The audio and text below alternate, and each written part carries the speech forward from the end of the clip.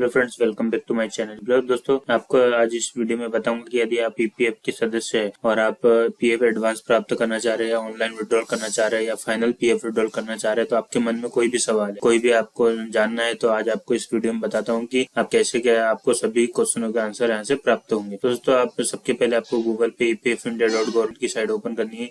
उसके बाद देखिए दोस्तों, यहाँ पर सर्विस में जाके आप यहाँ फ्रीक्वेंसी पे आप जैसे क्वेश्चन पे क्लिक करते हैं तो दोस्तों इस तरह से कुछ नया पेज ओपन होता है। आप यहाँ से हिंदी या इंग्लिश भी सर्च कर सकते हैं, यहाँ से हिंदी या इंग्लिश लैंग्वेज चेंज भी कर सकते हैं, जो राइट साइड में सबके टॉप पे दिया गया है। तो दोस्तों, मैंने यहाँ पर हिंदी सिलेक्ट कर लिया। हिंदी सिलेक्ट करने के बाद देखिए दोस्तों, यहाँ पर फ्रीक्वेंसी आस्क क्वेश्चन पे मैं क्लिक करता हूँ। तो देखिए दोस्तों, यहाँ पर अपने सामान्य प्रश्न के समाधान जानने के लिए श्रेणी और उप श्रेणी का चयन करें। दोस्तों, आपके मन में कोई भी सवाल है, आपको पीएफ विड्रॉल करना है, क्लेम पूरा फाइनल निकालना है, या फिर आपको कोई भी कोविड से रिलेटेड कोई भी जानकारी लेनी है, सभी जानकारी आपको यहाँ पर, आपकी जितने भी क्वेश्चन होंगे पीएफ से रिलेटेड सारी जानकारी आपको यहाँ पर मिलेगी। तो जैसे देखिए, यहाँ पर आपको श्रेणी चुनना है। आप चाहे तो हिंदी या इंग्लिश में भी, यदि आपको हिंदी में समझ में नहीं आ रहा तो आज आप लैंग्वेज भी चेंज कर सकते हैं। मैं आपको हिंदी में बताता हूँ। श्रेणी चुनना है, यहाँ पर आप श्रेणी चुन लेंगे दावा और निकासी। दोस्तों, यहाँ पर आपको दावा और निकासी मतलब विड्रॉल, क्लेम और विड्रॉल का यहाँ पर दिया गया है, तो यहाँ पर आप सिलेक्ट कर लेंगे। उसके बाद यहाँ पर काफी ऑप्शन दिए गए उप श्रेणी में, जो आपको अंतिम खाते का निपटान करना है, इसमें अंतिम मतलब फाइनल विड्रॉल करना है, तो इसके बारे में आपको जानना है तो यहाँ पर क्लिक करेंगे। आपको एडवांस निकालना है या फिर विड्रॉल करना है तो आप यहाँ पर क्लिक करेंगे। आपको इसके क्वेश्चन जानने हैं तो मतलब इसका कोई भी आपके पास क्वेश्चन यदि आपको जानना है, आपके मन में कोई भी सवाल है, तो आपको यहाँ पर क्लिक करना है। यदि आपके ईपीएफ अग्रिम कोविड-19, यदि आपको कोविड-19 के अग्रिम में ईपीएफ निकालना है तो उसके बारे में यदि जानना है तो आप यहाँ पर क्लिक करेंगे। कर्मचारियों के लिए स्थानांतरण दावे, यदि आप एक कंपनी से दूसरे अकाउंट में ट्रांसफर करते हैं, उससे रिलेटेड कोई भी आपको क्वारीज है, आपके मन में कोई भी सवाल है, तो आप यहाँ पर क्लिक करके जान सकते हैं। उसके बाद कोविड सामान्य प्रश्न यहाँ पर, उसके बाद दावा, यदि आप क्लेम करते हैं तो आपको यहाँ पर कोई भी प्रश्न है तो आप यहाँ पर क्लिक करेंगे। उसके बाद पीएफ योगदान, यदि आपको कितना अपने पीएफ जमा करना है, कितना नहीं जमा करना है, उसके बारे में यदि आपको जानना है तो पीएफ योगदान पे क्लिक करेंगे। ब्याज से यदि आपको जरूरत पड़ती है, ब्याज से रिलेटेड आपके मन में कोई भी सवाल है तो आप यहाँ ब्याज पे क्लिक करेंगे। उसके बाद स्थानांतरण ट्रांसफर में यदि आपको कोई भी सवाल चाहिए तो आप यहाँ पर क्लिक करके देखेंगे। तो दोस्तों, सबके पहले मैं आपको अंतिम खाते का निपटान यहाँ पर क्लिक करता हूँ, तो उसमें देखते हैं गो पे क्लिक करेंगे। यहाँ पर जैसे ही गो पे क्लिक करते हैं तो इस तरह से कुछ क्वेश्चन आपको यहाँ पर दिखेंगे जो आपके मन में सवाल है, इससे रिलेटेड सारे। भविष्य निधि राशि यदि 20 दिन के भीतर प्राप्त नहीं होती है तो मामले को किसके समक्ष प्रस्तुत किया जाना चाहिए। दोस्तों, ये सभी के मन में सवाल होता है कि यदि आपने पीएफ विड्रॉल करने के लिए डाला है तो 20 दिन के अंदर आपके खाते में पैसे नहीं आते तो आप वहाँ कहाँ कंप्लेंट करोगे, ये हर किसी के मन में सवाल आता है। तो दोस्तों, भविष्य निधि संगठन की यदि आप राशि प्राप्त नहीं होती 20 दिन में तो आपको यहाँ पर देखिए इसका उत्तर दिया गया है। वह क्षेत्रीय भविष्य निधि आयुक्त प्रभारी शिकायत से संपर्क कर सकता है। फॉर एम्प्लॉय सेक्शन में एम्प्लॉय IGMS सुविधा का लाभ उठाते हुए वेबसाइट पर शिकायत दर्ज कर सकता है। शिकायत पृष्ठ के लिए URL है यहाँ पर। दोस्तों, इसका ऑलरेडी मैंने यूट्यूब चैनल पे वीडियो बना के रखा है कि आपको कंप्लेंट, यदि आपके कोई भी ईपीएफ से रिलेटेड कोई कंप्लेंट है तो आप कहाँ पर रजिस्टर करेंगे और कैसे रजिस्टर करेंगे। दोस्तों, या प्रत्येक माह की 10 तारीख को यहाँ पर निधि आपके निकट यहाँ पर जो यहाँ पर आयुक्त के समक्ष उपस्थित हो सकता है। हर आयोजन किया जाता है, 10 तारीख को निधि आपके निकट का आयोजन किया जाता है। तो दोस्तों, यदि आपको कोई भी समस्या है तो आप वहाँ पर भी जाके अपने, हर महीने की 10 तारीख को आयोजन होता है तो वहाँ पर भी जाके आप अपनी समस्या का समाधान ले सकते हैं। दोस्तों, दूसरा, यदि आपके मन में क्वेश्चन है कि क्या भविष्य निधि देय राशि की निकासी की कोई समय सीमा है, तो दोस्तों यहाँ पर इसका उत्तर है केवल सेवा से त्यागपत्र, सेवानिवृत्त नहीं के मामले में सदस्य को भविष्य निधि की राशि की निकासी के लिए 2 माह की अवधि तक प्रतीक्षा करनी होती है। दोस्तों, इसका भी यदि आपके मन में कोई सवाल है तो इसका भी यहाँ पर उत्तर मिल गया है आपको। उसके बाद 3rd नंबर का यहाँ पर दिया गया है, जब नियोक्ता दावा प्रपत्र को सत्यापित न कर रहा हो तो भविष्य निधि की निकासी के लिए आवेदन कैसे प्रस्तुत किया जा सकता है। दोस्तों, ये हर किसी के मन में सवाल होता है। कभी कभी क्या होता है कि जो आपके एम्प्लॉयर होते हैं, कभी कभी वो आप क्लेम को सत्यापित नहीं करते या वेरीफाई नहीं करते, अप्रूव नहीं करते। जैसे आप बैंक केवाईसी करवाते हैं या फिर कोई भी केवाईसी करवाते हैं तो वो अप्रूव नहीं करते, तो आपको क्या करना है इसके बारे में भी यहाँ पर जानकारी दी है। दोस्तों, बहुत सारे लोगों को प्रॉब्लम आती है कभी अपना अकाउंट एक्टिवेट करने में, या फिर कभी जो भी आप नाम सही करवाने में, फादर नेम सही करवाने में, या फिर कुछ भी सही करवाने में आपको यहाँ पर दिक्कत आती है। तो आपको कहाँ पर आवेदन करना है यदि आपका एम्प्लॉयर भी नहीं कर रहा है तो देखिए दोस्तों, उसका उत्तर यहाँ पर दिया गया है। आवेदन फॉर्म को सत्यापित करना नियोक्ता का कर्तव्य है। इसी प्रकार के विवाद के मामले में सदस्य उस बैंक जिसमें उसका खाता है नियोक्ता से सत्यापन न कराने के कारण बताए हुए उसके क्षेत्रीय भविष्य निधि आयुक्त को प्रस्तुत प्रस्तुत कर सकता है। क्षेत्रीय भविष्य निधि आयुक्त आवश्यकता अनुसार नियोक्ता के साथ मामला उठाएगा यदि सदस्य ने अपना यूनिवर्सल खाता संख्या सक्रिय है और अपने बैंक खाते और आधार को लिंक किया है। वह कंपोजिट फॉर्म आधार प्रस्तुत कर सकता है जिसमें केवल सदस्य के हस्ताक्षर आवश्यक होते हैं। दोस्तों, इसका ऑलरेडी मैंने यूट्यूब चैनल पे बनाया कि आपको कौन सा फॉर्म फिल करना होता है, कौन सा नहीं करना होता है। दोस्तों, एक ज्वाइंट ऑप्शन का फॉर्म फिल करना होता है। जैसे आपको कोई भी समस्या है, जैसे आपको नाम सही करवाना है, फादर नेम सही करवाना है, या फिर जो भी समस्या होती है, तो उसका आपको ज्वाइंट ऑप्शन फॉर्म फिल करके सील साइन करवा के आपको आपके नजदीकी जो आपका भविष्य निधि का कार्यालय है वहां पर आपको जमा करना होता है।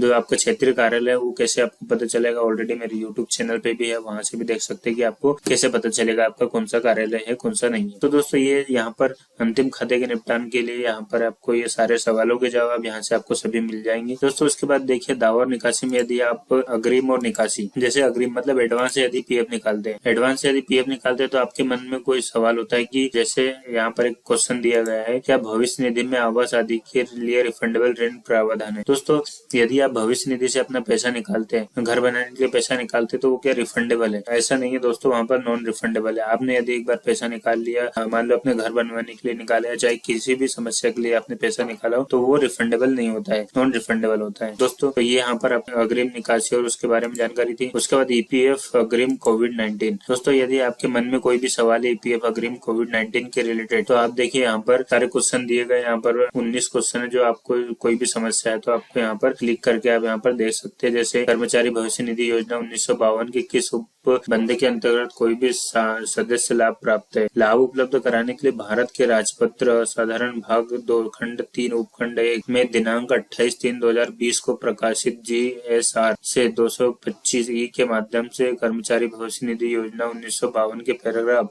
68L में एक नया पैरा 3 शामिल किया गया। तो दोस्तों, कोविड से रिलेटेड आपको यहाँ पर कोई भी जानकारी चाहिए, कोई भी आपके मन में सवाल है, तो आप यहाँ पर क्लिक करेंगे। नया लाभकारी उपलब्ध उपबंध क्या है, या मुझे यह कैसे पता चलेगा कि मैं जिस स्थापना फैक्ट्री में कार्यरत हूँ वह कोविड-19 महामारी से प्रभावित घोषित क्षेत्र के अंतर्गत आती है। दोस्तों, चूंकि सरकार द्वारा कोविड-19 को देश भर में एक महामारी घोषित किया, इसलिए देश भर की स्थापना एवं फैक्ट्रियों में कार्यरत कर्मचारी भविष्य निधि योजना 1952 के सदस्य इसके पात्र है। दोस्तों, ऐसा कोई भी नहीं है। देखिए, यहाँ पर इन्हें दिया गया है कि पूरा देश ही महामारी से घोषित किया गया है, तो आपके फैक्ट्री या आपके स्थापना कोई एक पर्टिकुलर नहीं है जो कोविड-19 की महामारी के लिए घोषित क्षेत्र के अंतर्गत नहीं आता हूँ।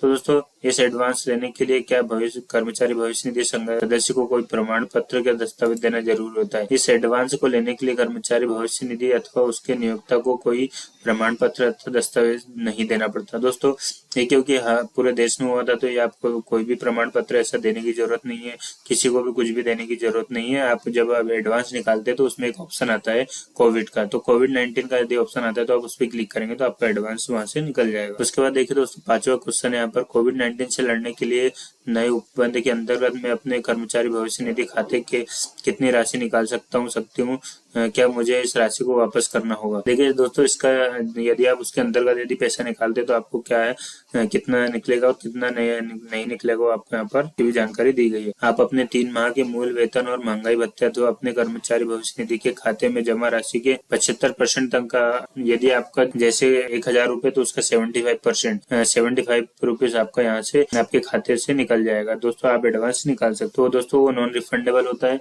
उसके बाद देखिए, खाते में जमा राशि में कर्मचारी का भाग, नियोक्ता का भाग तथा उस ब्याज की राशि शामिल होती है। क्योंकि यह नॉन रिफंडेबल, इसलिए इस राशि को वापस नहीं करना होता है। तो दोस्तों, यदि आपके मन में कोई भी सवाल है, यदि आपके मन में डाउट है, तो आप यहाँ से सारी जानकारी प्राप्त कर सकते हैं। यहाँ लाभों की गणना कैसे करना है, मैं यह राशि कैसे क्लेम कर सकता हूँ, ईपीएफ को कार्यालय कैसे फॉर्म देना होगा, दोस्तों आप ऑनलाइन कर सकते हैं इसमें। उसके बाद देखिए दोस्तों, मैं ऑनलाइन क्लेम कहाँ से फाइल कर सकते हो, जैसे देखिए यहाँ पर दिया गया है। दोस्तों, यदि आपको ऑनलाइन फॉर्म फिल करना है तो इसकी सारी जानकारी यहाँ वेबसाइट और कैसे कैसे आपको यहाँ पर क्लेम करना है वो सारी जानकारी दी है। तो देखिए दोस्तों, इसका उत्तर यहाँ पर दिया गया है, वेबसाइट दी गई है। आप ईपीएफ की वेबसाइट पे जाएंगे। उसके बाद देखिए दोस्तों, यूनिफाइड पोर्टल सदस्य इंटरफेस में लॉगिन करेंगे, ऑनलाइन सेवा पर जाएंगे, फॉर्म क्लेम करेंगे। उसके बाद देखिए, अपने बैंक खाते के 4 अंक दर्ज करके सत्यापित करेंगे। प्रोसेस फॉर ऑनलाइन क्लेम पर क्लिक करेंगे। ड्रॉप डाउन से पीएफ एडवांस को चुनेंगे। फॉर्म 31 दोस्तों यहाँ पर आपको एडवांस निकालने फॉर्म 31 फिल करना पड़ेगा। उसके बाद देखिए दोस्तों ड्रॉप डाउन से पर्पस के रूप में आपको आउटब्रेक ऑफ पेंडेमिक कोविड-19 को चुने। दोस्तों यहाँ पर आप जब ड्रॉप डाउन करेंगे यहाँ तो आपको कोविड-19 को चुनना है। यहाँ पर आपका ऑप्शन अपेक्षित राशि आप करके चेक का स्कैन कॉपी अपलोड करेंगे। आप वहाँ पर गेट आधार ओटीपी पर क्लिक करेंगे। आधार ओटीपी मोबाइल नंबर दर्ज करेंगे। ओटीपी आएगा तो ओटीपी दर्ज करके आपका क्लेम फाइल हो जाएगा। बहुत ही सिंपल है। इसका ऑलरेडी मैंने मेरे यूट्यूब चैनल पर वीडियो बना हुआ है, आप वहां से भी देख सकते हैं कि आपको फाइनल पीएफ विड्रॉल या कोविड-19 से पीएफ विड्रॉल करना है तो आप कैसे कर सकते हैं। दोस्तों बहुत ही आसान है। आप घर बैठे अपने मोबाइल से भी, लैपटॉप से भी या कंप्यूटर से भी कर सकते हैं। क्या मैं अपने मोबाइल फोन में क्लेम फाइल कर सकता हूँ? तो दोस्तों देखिए यहाँ पर आपके मोबाइल से भी दिया गया है कि आपके मन में कभी कभी सवाल आता है कि आप अपने मोबाइल से भी कर सकते हैं। तो देखिए दोस्तों यहाँ पर मोबाइल का भी दिया गया है। इसके बाद क्या है, क्या किसी छूट प्राप्त स्थापना में काम करने वाले कर्मचारी भविष्य निधि ट्रस्ट से कोविड-19 लड़ने के लिए एडवांस ले सकता है? इसकी भी जानकारी यहाँ पर दी गई है। ये सारी जानकारी दोस्तों यदि आपको कोई भी जानकारी चाहिए तो आप यहाँ से देख सकते हैं।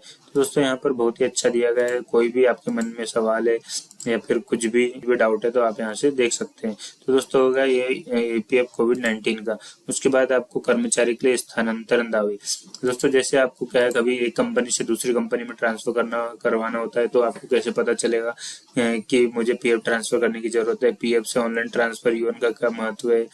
पीएफ के ऑनलाइन ट्रांसफर के लिए आवेदन करते समय कौन कौन सी सूचना आवश्यक है? क्या ऑनलाइन नौकरी छोड़ने की तिथि अपडेट करने की क्या प्रक्रिया है? तो दोस्तों ये सारी जानकारी आपको यहाँ पर, ये देखिए इतने सारे क्वेश्चन दिए गए। ये सारे क्वेश्चन आपको कर्मचारियों के लिए स्थानांतरण दावे के लिए यहाँ पर आपके मन में कोई भी सवाल आता है तो आप यहाँ से देख सकते हैं। उसके बाद देखिए दोस्तों यहाँ पर नेक्स्ट होता है कोविड सामान्य प्रश्न। दोस्तों कोविड से लेकर आपको कोई भी आपके मन में कोई सवाल है तो यहाँ पर आप देख सकते हैं। यहाँ पर 20 क्वेश्चन दिए गए हैं तो आप यहाँ से देख सकते हैं। उसके बाद देखिए दोस्तों दावा, यदि आप क्लेम करते हैं तो देखिए दोस्तों आपके मन में कोई भी सवाल है तो यहाँ पर उसके लिए कोई प्रश्न उत्तर नहीं है तो आप यहाँ से नहीं देख सकते इसका। तो दोस्तों यहाँ पर पीएफ योगदान जैसे आपका पीएफ कितना कटता है, कितना नहीं कटता है, कितना कटौती होना चाहिए आपके, तो दोस्तों उससे रिलेटेड यदि आपको क्वेश्चन चाहिए तो आप यहाँ से देख लेंगे। देखिए दोस्तों क्या नियोक्ता कर्मचारी के वेतन से नियोक्ता के हिस्से के अंशदान की कटौती कर सकता है? जी नहीं, इसकी अनुमति नहीं है। ऐसा कोई कटौती है और दंडनीय अपराध है। दोस्तों यदि आपको पीएफ योगदान से मतलब जो आपका पीएफ कटता है उससे रिलेटेड कोई भी आपको सवाल है तो आप यहाँ से देख सकते हैं। क्या कर्मचारी भविष्य निधि भुगतान के कारण नियोक्ता द्वारा वेतन कम किया जा सकता है? दोस्तों जी नहीं, यह कर्मचारी भविष्य निधि अधिनियम 1952 की धारा 12 के अंतर्गत विशेष रूप से प्रतिबंधित है। क्या कोई दिहाड़ी पर कार्यरत कर्मचारी अथवा फीस रिटेंड कर्मचारी भविष्य निधि संघ सदस्य बन सकता है? जी हाँ। तो दोस्तों ये मन में यदि आपके कोई भी सवाल है, कितने % ब्याज मिलेगा, कैसे कितना कटता है आपका, आपकी सैलरी में से कितना कटेगा, आपको कितनी सैलरी मिलेगी, ये सारी जानकारी आपको यहाँ पर दी गई है। तो दोस्तों आपके मन में कोई भी सवाल है तो आप यहाँ पर देखेंगे। उसके बाद ब्याज से रिलेटेड आपके मन में कोई भी सवाल है तो आप यहाँ पर देखेंगे कि आपको कितना ब्याज कैसे प्राप्त होगा। उसके बाद यहाँ पर क्या सदस्य पासबुक में ब्याज अपडेट करने में देरी के कारण ईपीएफ सदस्यों को वित्तीय नुकसान हुआ है? तो दोस्तों इसका भी यदि आपको कोई जानकारी, ब्याज से रिलेटेड कोई भी जानकारी आपको चाहिए, कोई भी आपके मन में प्रश्न है तो आप यहाँ पर देखिए। उसके बाद स्थानांतरण। दोस्तों स्थानांतरण से आपको यदि कोई भी मन में सवाल है, क्या नौकरी बदलने पर सदस्य अपने भविष्य निधि को अंतरण करा सकता है? तो दोस्तों नौकरी बदलने पर सदस्य को फॉर्म 13R प्रस्तुत कर निश्चित रूप से अपनी वर्तमान स्थापना में अपना भविष्य निधि खाता अंतरित करना चाहिए। एकीकृत पोर्टल पर